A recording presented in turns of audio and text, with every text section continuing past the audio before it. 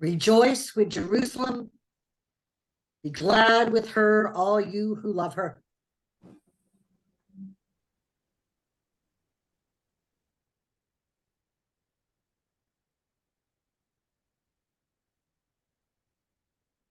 Rejoice with her, all you who mourn, that you may drink deeply with delight from her comforting breast. For thus says our God, I will extend peace to her like a river, the wealth of nations like an overflowing stream. You shall nurse and be carried on her arm, and you shall be comforted in Jerusalem.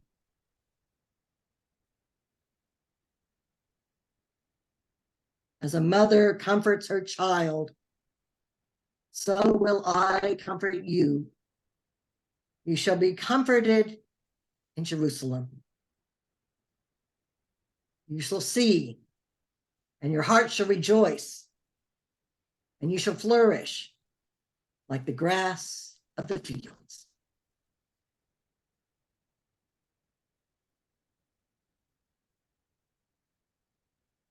Most of us have been taught in history classes to view war as that action that takes place between the time the first shots are fired or the first rockets are launched and the time when the last weapons are laid down and the treaty is signed.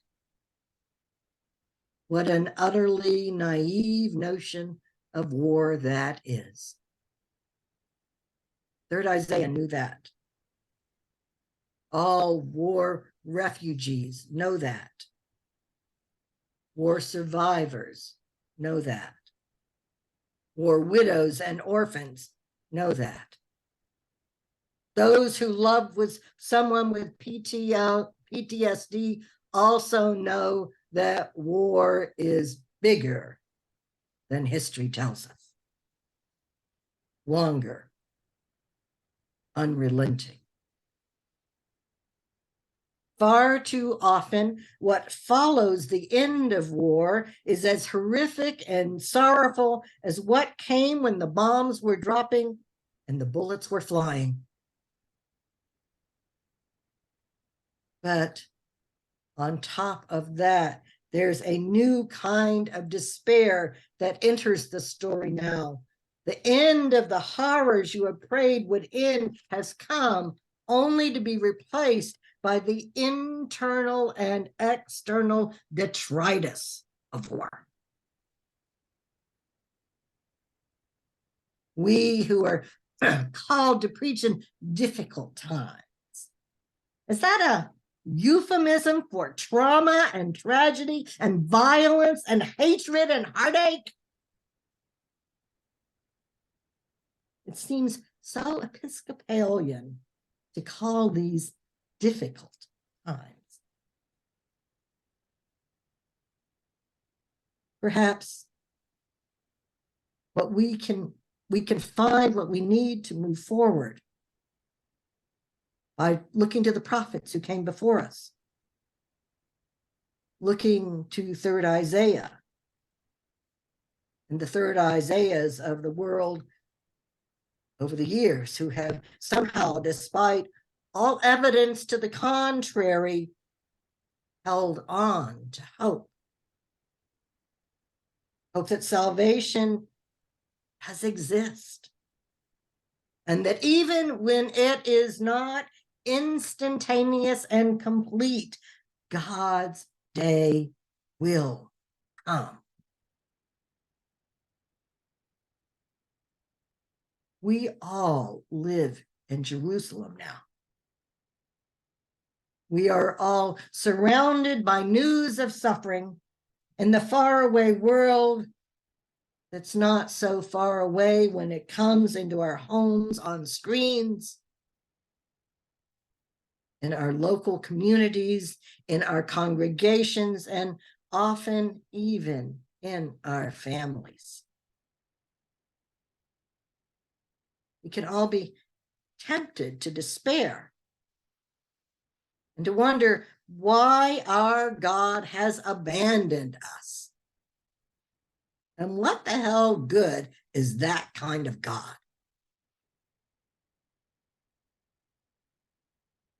A friend of mine sent me a poem this week that was read at a synagogue prayer service she attended.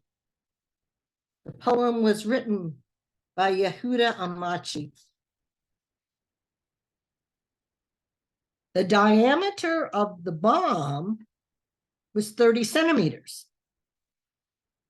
And the diameter of its effective range about 7 meters, with 4 dead and 11 wounded.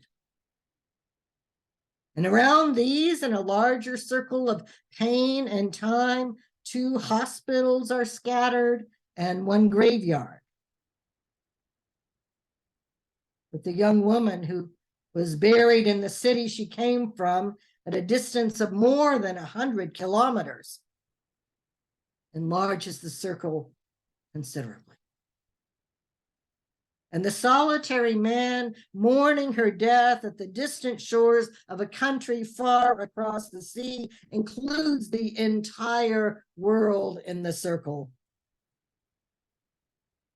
And I won't even mention the crying of orphans that reaches up to the throne of God and beyond, making a circle with no end and no God. Making a circle with no end and no God, but of course, third Isaiah would know that this is not a poem penned by an atheist. This is a heart-stopping, throat-closing lament. A poem from a believer standing and raging and crying before God, who will not save us from our suffering. Not now. Not here. Not yet. And so we are pray our prayers to our God, who today is no God, but is still all that we have trust in.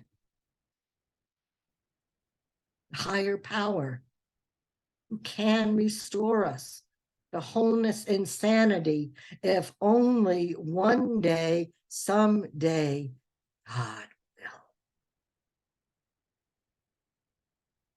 Somehow, someday, somewhere, third Isaiah promises us salvation will come, comfort will come, peace will come, rejoicing will come, the river will flow, the grass will be green, and we will delight.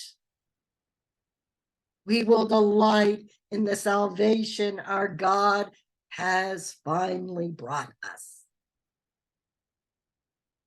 If only we can all hold on a little longer. Hope a little longer.